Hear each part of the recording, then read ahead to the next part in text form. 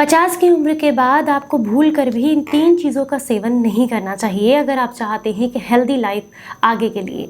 तो अगर आप इन 3 चीज़ों को अपनी लाइफ से हटा दें या फिर कम कर दें तो ज़रूर एक हेल्दी लाइफ स्टाइल को फॉलो करते हुए एक निरोगी जीवन जी सकते हैं, क्योंकि मोस्टली समस्याएं 50 की एज को क्रॉस करने के बाद या उसके समथिंग ही आपको देखने के लिए मिलती हैं।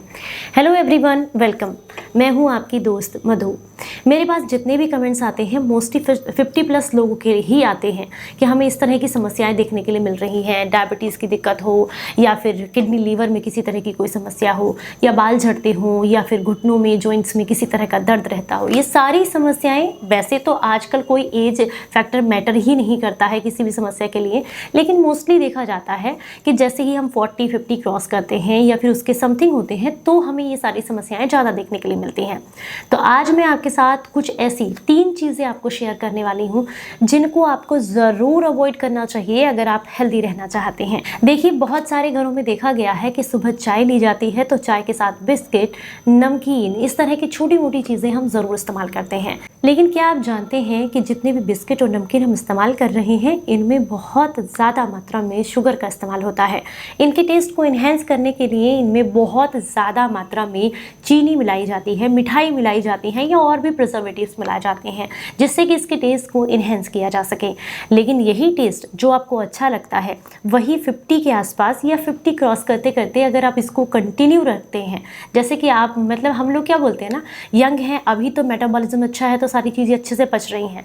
तो कुछ लोगों को ये भी बोलते हैं कि पिछले 20 साल से खा रहे हैं, पिछले 15 सालों से खा रहे हैं, अभी तक तो कुछ हुआ नहीं। तो ऐसा ज़रूरी नहीं है, क्योंकि जब आपका जो मेटाबॉलिज्म है वो अच्छा चल रहा है, ठीक से काम कर रहा है, बॉडी एक्टिव है आपकी, तो उस समय पर उसको डाइजेस्ट करना ईजी रहता है। लेकिन जैसे जैसे एज बढ़ती जाती है, मान के चलिए हमारा शरीर भी एक मशीन की तरह काम करता है, तो जैसे जैसे मशीन पुरानी होती जाती है वैसे वैसे उसकी परफॉर्मेंस कम होती जाती है। वैसे ही सेम तरीके से जैसे जैसे हमारी उम्र बढ़ती जाती है उसी तरीके से हमारी किडनी और सेंसिटिव होती जाती है, लीवर और सेंसिटिव होता जाता है, आंतें सेंसिटिव होती जाती हैं, इवन हमारा डाइजेशन भी स्लो होता चला जाता है, मेटाबॉलिज्म स्लो होता है। तो ऐसे में अगर आप चाय के साथ या किसी भी तरीके से कोई भी प्रोसेस फूड लेते हैं, किसी तरह का डब्बा बंद चीज़ें लेते हैं या पैकेट वाली चीज़ें लेते हैं जिनमें ज़्यादातर बहुत ज़्यादा शुगर का या प्रिजर्वेटिव्स का इस्तेमाल होता है, तो ये डाइजेस्ट करना आपके शरीर के लिए बहुत ज़्यादा मुश्किल होता है। तो आप कहेंगे अगर इसको लेते हैं तो क्या होता है? इसको लेने से आपका इंसुलिन शरीर में ठीक से नहीं बनता है, आपकी पैनक्रियाज को बहुत ज़्यादा वर्क करना पड़ता है, लोड आता है उस पर, जिसकी वजह से टाइप 2 डायबिटीज़ का खतरा बढ़ जाता है। तो इसलिए अगर आप हेल्दी रहना चाहते हैं तो आप आज से ही इनको बंद करें। हालांकि सबको बंद कर देना चाहिए, चाहे वो 30 के हों, 35 के हों, 50 के हों, लेकिन जब यंग एज में मैं बात करूं तो बहुत सारे लोग यही कहेंगे कि हम तो अभी यंग हैं, अच्छे से पच जाता है, कोई समस्या नहीं है। अगर आप भी आने वाले समय तक के लिए हेल्दी रहना ही चाहते हैं तो इन चीज़ों को अवॉइड ज़रूर करें। लेकिन 50 के बाद तो आपको इन चीज़ों को ज़रूर नहीं लेना चाहिए। चलिए हम बात करेंगे दूसरी चीज़ की। दूसरी चीज़ में हम बात करें नमक के बारे में। देखिए, पूरे दिन के अंदर अगर आपका बीपी बिल्कुल नॉर्मल है तो आपको 1 चम्मच नमक का ही इस्तेमाल करना चाहिए। लेकिन इसका मतलब ये बिल्कुल नहीं है कि जो नमक आप खाने में डाल रहे हैं या फिर आप सलाद पर डाल रहे हैं या रायते या मिक्स किसी भी चीज़ में आप डाल रहे हैं, हम उससे बात कर रहे हैं, उससे मतलब नहीं है। पूरे दिन में आपने कितना सोडियम लिया है, कितनी नमक का इस्तेमाल किया है, ये उससे मतलब रखता है। अगर आपने नमकीन खाई है, अगर आपने किसी तरह की कोई ऐसे फ्रूट्स खाए हैं जिसमें बहुत ज़्यादा सोडियम की मात्रा है, या ऐसी कोई भी चीज़ आपने ली है जिसमें सोडियम की मात्रा है और उसको आप कंपेयर नहीं कर रहे हैं अपने नॉर्मल फूड के साथ, यानी कि खाने में जो नमक डाला है उसके साथ में, दोनों को मिला करके आपको पूरे दिन में 1 चम्मच नमक लेनी है। अगर आपको जो है हाई ब्लड प्रेशर नहीं है, अगर आपको हाई ब्लड प्रेशर है तो फिर आपको इसको 1 चम्मच को भी आधा चम्मच कर देना चाहिए। और साथ में एक बात का विशेष ध्यान रखें, नमक सेंधा ही इस्तेमाल करना है, काला ही इस्तेमाल करना है, सफ़ेद नमक आपको बिल्कुल भी इस्तेमाल नहीं करना चाहिए। अब आप कहेंगे ज़्यादा नमक लेने से क्या होगा? ज़्यादा नमक लेने से क्या होता है कि सोडियम की मात्रा शरीर में बढ़ जाती है, जिसकी वजह से आपकी किडनी पर प्रेशर आता है। किडनी में होने वाले इन्फेक्शन, इन्फ्लेमेशन बढ़ जाते हैं जब आप सोडियम ज़्यादा लेते हैं।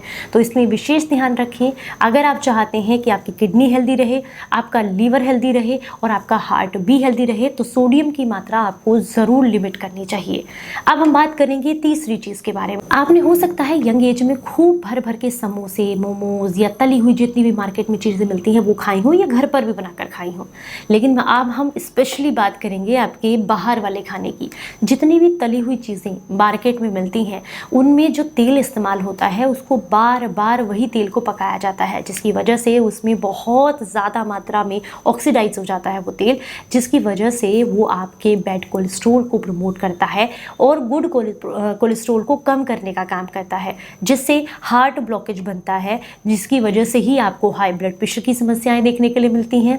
या फिर कई बार आपने देखा होगा शरीर में जगह जगह सुनपन रहना, जॉइंट्स पेन रहना, वायु का बढ़ जाना यानी कि वात रोग का बढ़ जाना, ये सारी समस्याएं बहुत ज़्यादा डीप फ्राई चीज़ें खाने की वजह से होती हैं। तो मैं तो ये भी कहूँगी कि घर पर भी नहीं खानी है, या हफ्ते में एक बार या 15 दिन में एक बार आप करें, या फिर अगर बाहर की खाते हैं तो सबसे पहले बाहर की बनी हुई तली हुई जितनी भी चीज़ें हैं उनको आप तुरंत बंद कर दें।